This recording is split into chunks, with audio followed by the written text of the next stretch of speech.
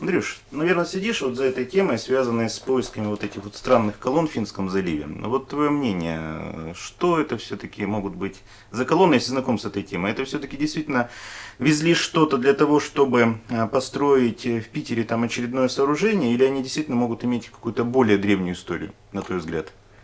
Ну, нет, колонны эти, они вряд ли новые, они действительно старые, им около 150 лет, это самый-самый минимум, а может быть еще больше. Но кто сказал, что их куда-то везли? Первый вопрос. Дело в том, что их состояние, их конструкция и другие параметры дают основания считать, что они были произведены, или, по крайней мере, появились каким-то образом на свет в тот момент, когда в Российской империи еще не существовало достаточных для этого средств перемещения тяжелых грузов. То есть говорить о том, что их пытались увезти на какой-то деревянной барже, это бессмысленно. Не было средств доставки этих гранитных колонн. Вот. Поэтому первое здравое предположение здесь возникает только одно, что это колонны молодые. Но поскольку они не являются молодыми, значит нужно искать другой вариант ответа. Какой? Я считаю, что их и не собирались никуда везти. Их изготовили на месте. И там же планировалось установить.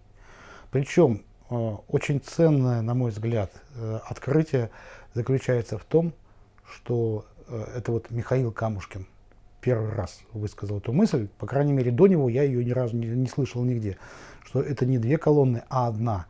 И тогда у нас вырисовывается сама собой одна вот здравая и логичная версия о том, что это была одна колонна, которую планировалось установить прямо там, на месте, по традиции, которая существует у нас в монументальной архитектуре, в скульптуре именно мемориальной. В память о погибших кораблях устанавливали особый знак. Где-то это памятник, например, как в Таллине есть памятник погибшему кораблю «Русалка». А в других местах ставили каменную колонну, наподобие той, которая сегодня у нас украшает Севастополь в бухте около центральной набережной, где любят фотографироваться туристы. Стоит известная всем, это вот визитная карточка Севастополя и вообще всего Крыма. На постаменте из грубого гранита стоит гранитная колонна, увенчанная бронзовым орлом. Вот эта колонна Выборгская могла быть примерно вот похожим изделием на это. Возможно, что там планировалась установка какого-то памятника. Причем не факт, что это было во время Российской империи. Возможно, что эту колонну пытались поставить еще и в более ранние времена. Например, когда там была еще Финляндия независимая, до вхождения ее в состав Российской империи. И этот факт, это предположение, оно как раз могло бы объяснить вот ту несуразность, что отсутствуют у нас какие-либо документы о происхождении этой колонны. Ну, это естественно. Если она нам досталась в наследство, то есть оказалась на территории Российской империи одновременно с вхождением Финляндского княжества, то ничего удивительного в том, что нам не достались вместе с ней документы на нее, нету. Это нормально. Вот эту версию, на мой взгляд, вот сегодня нужно в первую очередь отрабатывать. А уже в следующую очередь, конечно же, остаются актуальные версии по поводу ее изготовления для последующей транспортировки в Санкт-Петербург. Но мы этот вопрос изучали давно уже. И для этого пришлось поднять большой объем данных по лоциям Финского залива и Ботнического залива. Эти лоции есть, эти карты не имеют ничего общего с теми картами, на которые апеллируют историки в виде обучающих каких-то там детских карт, на которых весьма приблизительно обозначены земли, очертания континентов, там, островов и так далее. Лоция – это очень точная морская карта, потому что по ней штурманы прокладывали маршруты судов. И на них нанесено буквально все. Но самое главное – это промеры глубин. Так вот, наблюдая в динамике изменения глубин в Ботническом заливе, можно очень четко выявить закономерности, когда повышался уровень Балтийского моря, когда он понижался и насколько. Так вот, эти данные, они разрушают все высказанные теории по поводу, то есть версии по поводу возможной их транспортировки в Петербург для установки где-то там. Не могли их привести. Во-первых, было не на чем, во-вторых, не почему. Потому что эти глубины не позволяли зайти туда с достаточной осадкой никаким судам, никаким баржам или мониторам невозможно было подойти к берегу для погрузки этой колонны и тем более с уже груженной колонной отправиться дальше до Петербурга. Ну хорошо, я так понимаю, что раз ты Лоций изучал, значит примерно понимаешь, когда вода могла быть другой. В какое время возможно была транспортировка колонн? А сейчас их действительно, когда достали на берег, стало понятно, что каждая колонна имеет вес около 45 тонн, то есть в сумме вместе с кораблем и прочими вещами это от 100 тонн и плюс. Да. То есть нужно понимать, что эта осадка более чем значительна, даже если мы говорим о каком-то плоскодонном плавсредстве. Когда их могли, в какие времена транспортировать, как ты думаешь, Андрей? Никогда. Сегодня это невозможно. Также это было невозможно и 150-200 лет назад. Единственное предположение – это не подтвержденное документальными сведениями и фактическими данными. Это о том, что в былые времена, ранее 17 века, были совершенно иные глубины. Но мы не можем об этом говорить с высокой степенью убежденности по той причине, что на более ранний период отсутствуют Лоции. Не было морских карт, потому что не было еще Адмиралтейства в Петербурге. А с тех пор, как появилось Адмиралтейство, все карты у нас имеются в наличии. Я бы не сказал, что они в открытом доступе, но они есть. Можно их взять и проверить, и убедиться в том, что в ближайшие 200 лет это было невозможно. Если мы будем говорить о более раннем периоде, то это вполне возможно. И несмотря на отсутствие фактических данных, подтверждающих эту версию, у нас есть данные исследований о трансгрессиях и регрессиях Балтийского моря. Они не полные, эти исследования носят характер такой умозрительный, и датировка в них указана весьма приблизительная. Причем она традиционно указана в такие временные периоды, когда якобы человека вообще там не существовало.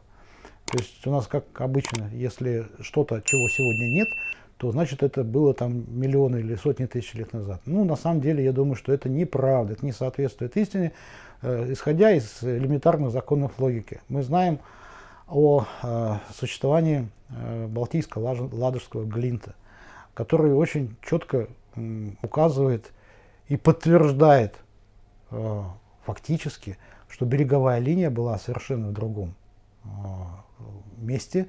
Она стояла минимум на 14 километров от сегодняшней береговой линии и проходила аккурат по этому глинту, где и находится целая цепь крепостей, которые когда-то были морскими, это очевидно совершенно, но только очевидно не для историков.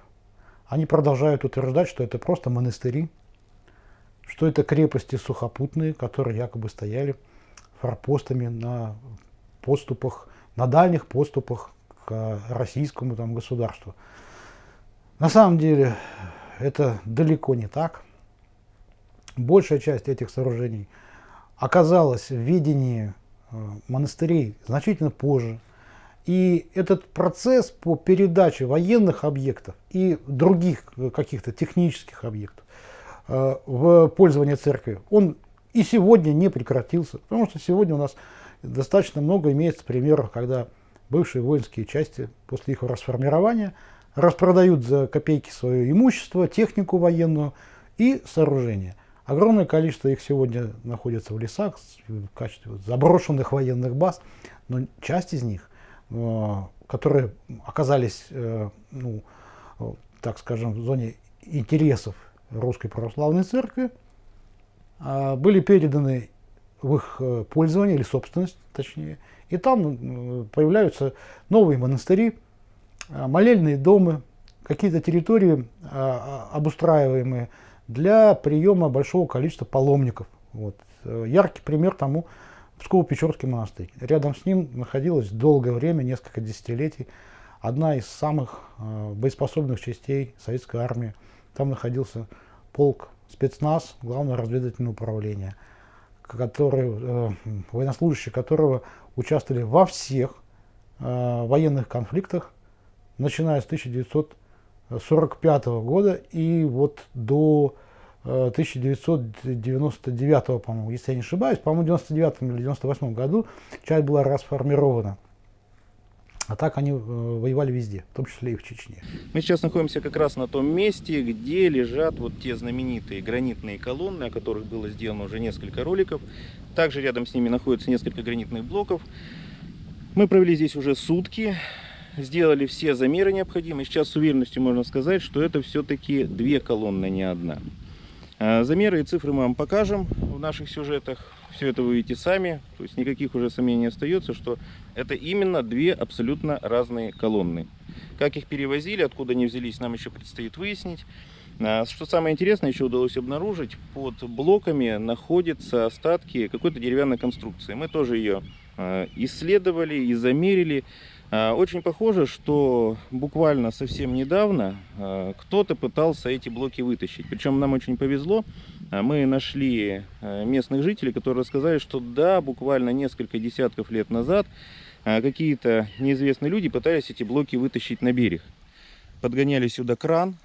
Кран у них чуть не затонул, и делали вот то ли вот этот вот помост, на который кран вставал, то ли пытались подсунуть вот эти вот бревна под блоки. Но это тоже еще будем выяснять. И по поводу тех гранитных каменоломен, которые здесь находятся. Мы их, конечно, все обошли, посмотрели. На самом деле гранитная каменоломня здесь только одна. А то, что было показано в других сюжетах наших уважаемых блогеров, на самом деле не является гранитными каменоломнями. Это вполне себе естественное природное растрескивание гранита. Вы это тоже все увидите. Там абсолютно понятная структура. То есть гранит трескается по определенной лучевой структуре и со временем начинает просто откалываться, отваливаться в виде таких достаточно похожих на обработанные искусственные блоки. Но на самом деле это абсолютно понятная геология. Об этом мы тоже поговорим, не будем забегать вперед. Ну, остается теперь понять, откуда все-таки взялись вот эти колонны здесь, потому что вот то, что мы обошли и посмотрели, я не смог найти ни одного, скажем так, гранитного выхода, где бы не было трещин, доступных, чтобы можно было сделать колонну. Объясню немножко поподробнее.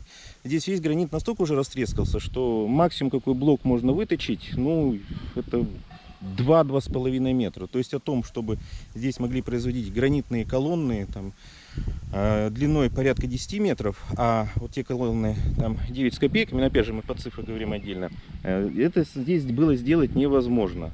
Пытались мы еще посмотреть, есть ли здесь следы действительно гранитных колок. То есть надо же понимать, когда готовится колонна для того, чтобы ее сделать, вырубается блок, превосходящий, естественно, по размерам колонны. Если это делается на месте здесь, то можно найти вот следы того колотого гранита, которые, естественно, убирали из блока, чтобы превратить блок в колонну. Этого мы тоже здесь не нашли.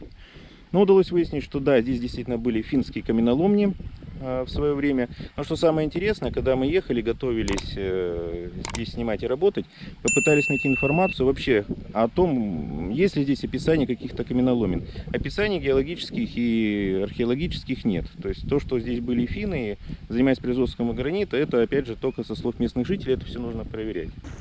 Что же это такое?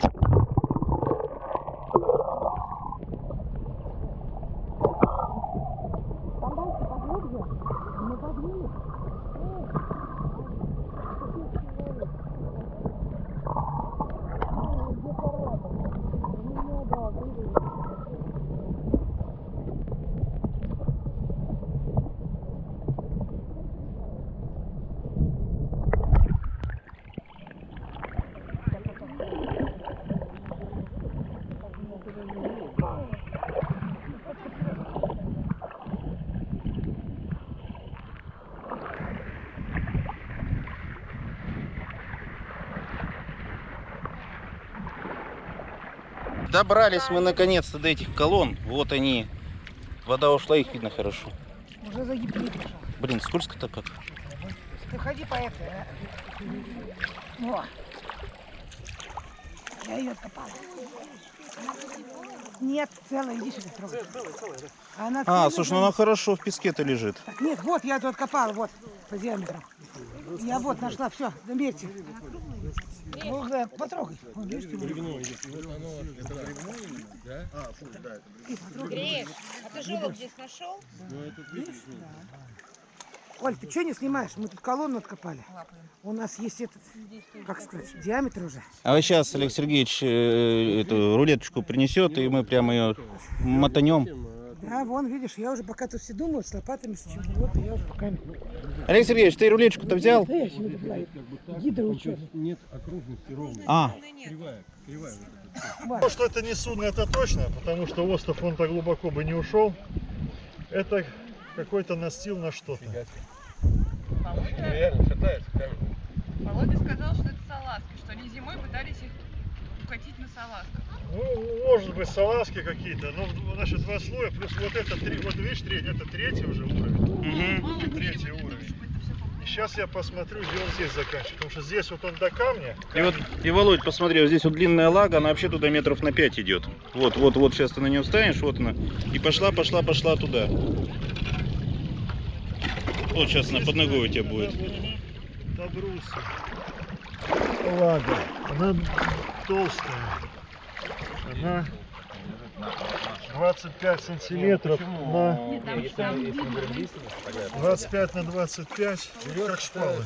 Археология Финского залива. Дальше вот под ней она лежит. О, а под ней ничего нету. Уже песок идет. Да, а вот здесь вот сразу вот за ней отлитой лагой, Тысячелетней давности, скажем, да? А вода что? вот, там уже пошли, вот они настилы. Вот отсюда пошел второй уровень, сейчас проверим, докуда он. Значит, когда блоки выламывали, когда они еще были в форме параллелепипеда, отделяли блоки, шпурты загоняли 2,5 сантиметра. Вот он, уровень прекрасно в него ложится. Если бы это фреза, она бы хоть где-то ушла в сторону. Вот, а это идеально ровно. Вот он в паз стал. Один. И сейчас второй вставлю. Давай нырнем. Вот он, все. Вот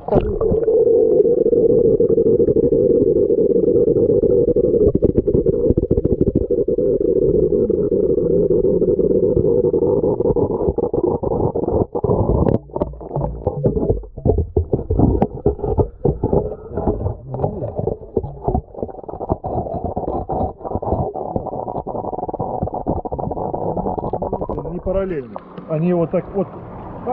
Вот эти вот два паза, они идут вот так вот. То есть не параллельно, а вот так вот. Ну это когда вот загоняли, где-то там сверлили чуть-чуть не по размеру. А может быть специально один вот так сверлили, там, не знаю, там, или как уж бур пошел сверло.